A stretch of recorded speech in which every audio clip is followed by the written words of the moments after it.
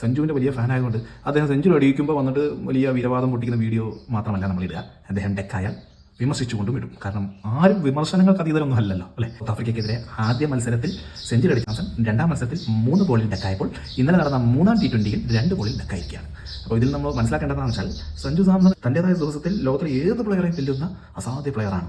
അദ്ദേഹത്തിൻ്റെ ഷോട്ട് സെലക്ഷനും കാര്യങ്ങളൊക്കെ നമ്മൾ കണ്ടതാണ്. അദ്ദേഹത്തിൻ്റെ കഴിവിൽ നമുക്ക് യാതൊരു സംശയവുമില്ല.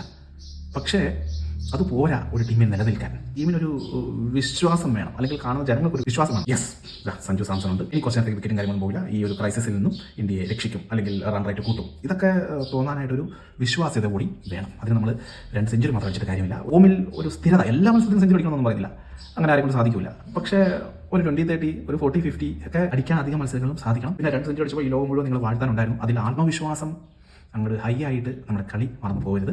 നമ്മുടെ നാക്കല്ല, നമ്മുടെ ബാറ്റാണ് സംസാരിക്കേണ്ടത്.